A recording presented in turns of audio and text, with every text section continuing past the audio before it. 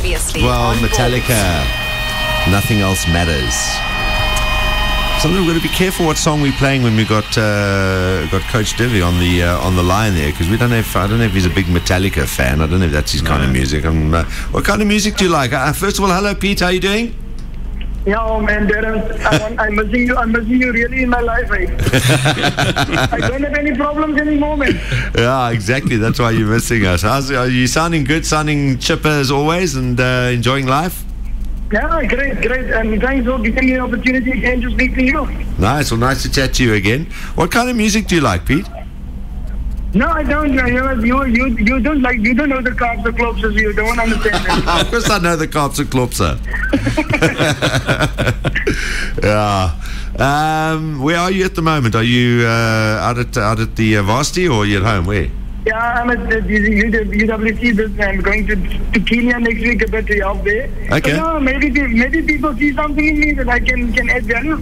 Tell you something. If there ever was a place in the world of rugby where there's definitely a lot of potential, and we've seen from their 7 side how they've become one of the top sides, and that is Kenya. No, they're brilliant. Yeah, we'll just see what we can add. If we can make a difference, then you're right. If you're only there, then you might not have been born, you know. Are you going up there just for specific coaching, or are you actually going to be helping out the Kenya Union themselves? We're going to help the union. We're going to see if we can get them ready for the qualification to the World Cup. Oh, awesome. Well, there we go. Yeah. Calling on some expertise there to help them, and we look forward to seeing them there as well. I think it'd be a great addition to the Rugby World Cup coming up. I hope so. I hope that we can do something, and I'll just see what they want, and I'll try and give my best. All right. Now, we've sort of got to a point in Super Rugby here where it's there's a couple of teams that have, at this stage of the season, haven't really sort of turned out to be where we would expect it. I mean, a lot of people are saying the Stormers were going to be the side to beat this year. And at the moment, they're languishing just somewhere above the Kings at the moment. And the Kings have been unbelievably surprising as far as what people thought would happen to them versus what actually is happening to them. Yeah, you know what, the Stormers did buy a Ferrari, and they are driving in the traffic, you know. So the words of the Ferrari aren't great. They didn't go on the open and the highway to see how fast the Ferrari can go. That's what I think about the game plan. They're not using the players to the best of their abilities, and now the players look bad and everybody look bad, and we've got a lot to say. I think we just have to look at the strengths and the weaknesses of our players is, try to get the best out of them, and then we'll help the national coach by doing that too. Yeah. Because they seem to have got to a happy medium towards the end of last year, but as you say, they've kind of got stuck in traffic again. It's a great analogy. They got stuck in traffic again this year.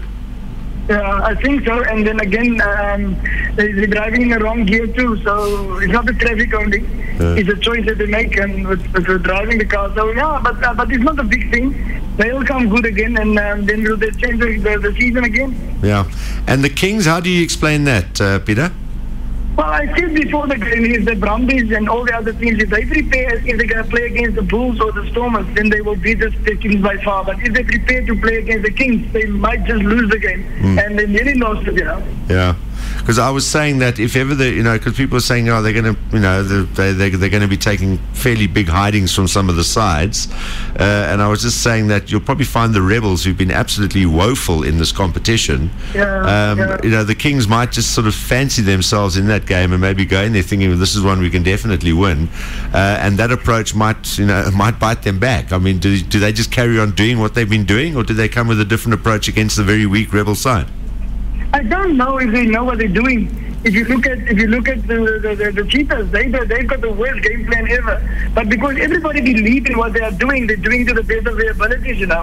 Yeah. And that makes them look good on the field too. And the same with the Kings.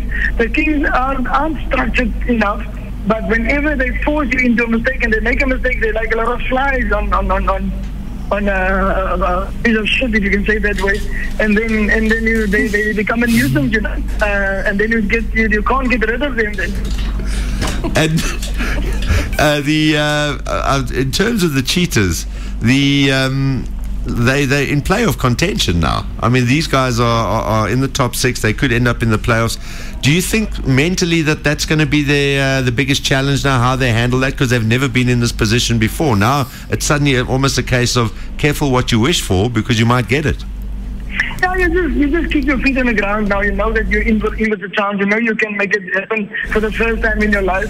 You must now just believe in your structures. Don't try and change and make things happen some way differently. Because everybody knows now what they are doing is working for them, and they're doing it as a team, and that makes a great difference. And then what they also got right,